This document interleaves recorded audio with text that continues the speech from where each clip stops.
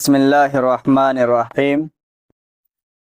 اسلام کی خوبصورتی اس سے بڑھ کر اور کیا ہوگی کہ جو دعا آپ دوسروں کو دیتے ہیں وہ سب سے پہلے آپ کے اپنے حق میں قبول ہوتی ہے۔ دعا لیا کریں اور دعا دیا کریں۔ وہ دور ختم ہو گیا جو پہلے ہمارے بڑے بزرگ ہمیں دعا دیتے تھے۔ ہمارے نانا نانی، ہمارے دادا دادی، ہمارے جو بھی بڑے رشتہ دار تھے، ہم جو بھی ان کا کام کرتے تھے تو وہ ہمارے حق میں دعا دیتے تھے، ہماری زندگی کی سکون کے بارے میں۔ آج ہمارے بڑے اور ہمارے چھوٹے، ان کی ہم مدد کرتے ہیں، ان کا کام ہم آسان کرتے ہیں، تو یہ دعا تو دور کی بات، زبان سے اس کا شکریہ بھی ادا نہیں کرتے۔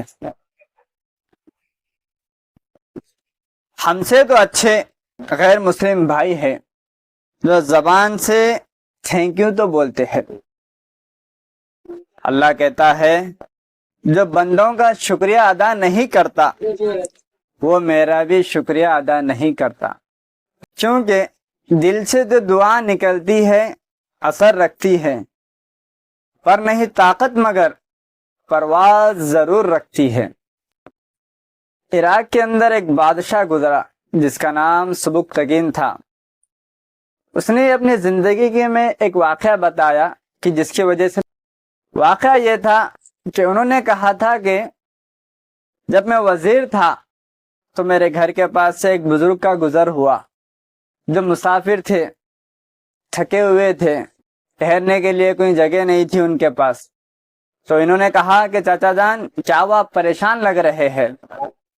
تو بزرگ نے کہا بیٹا میں مسافر ہوں، سفر کر کے تھک گیا ہوں، مجھے کھانا اور آرام کرنے کے لیے گھر ہونا چاہیے۔ تو انہوں نے کہا چلو آؤ میرے گھر میں لے کے گئے، کھانا کھلایا اور سونے کے لیے کمرہ دیا، رات بھر آرام کرے۔ جب صبح گھر سے جا رہے تھے اس وقت بزرگ نے کہا بیٹا کہ تم نے میری جو مدد کی، میرے کو آرام کرایا، مجھے کھانا کھلایا، اس کا بدلہ تو میں نہیں دے سکتا، لیکن تمہارے حق میں دعا کر سکتا ہوں۔ تو سبکتگین نے کہا کہ چچا جان کوئی بات نہیں، آپ میرے لیے دعائی کر دیجئے۔ تو وہ بزرگ آسمان کی طرف ہاتھ اٹھائے اور کہا یا اللہ اس کو بھی بادشاہ بنا دے اور اس کی آنے والی 7 نسلوں تک بادشاہت قائم رکھ۔ وہ سبکتگین بڑا پریشان ہوا، اس نے سوچا کہ میں تو وزیر ہوں، بادشاہ کیسے بن سکتا ہوں؟ زندگی کے سفر میں کبھی کبھی ایسے موڑ بھی آتے ہیں جہاں محنت اور ڈگریاں ہار جاتی ہے، قسمت اور دعائیں ہمیشہ جیت جاتی ہے۔ اسی طرح بادشاہ کا انتقال ہو گیا اور بادشاہ کی کوئی اولاد نہیں تھی جو تخت پر بادشاہت کے لیے بیٹھے۔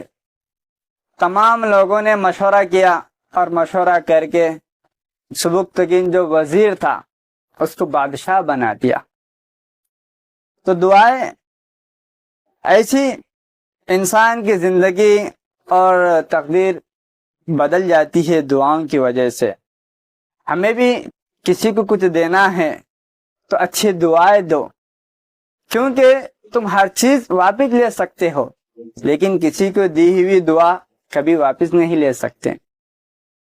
جیسے ہوائیں موسموں کا رخ بدلتی ہے، ویسے ہی دعائیں مصیبتوں کا رخ بدلتی ہے۔ اللہ ہمیں دعائیں دینے والا اور دعائیں لینے والا بنائے، آمین۔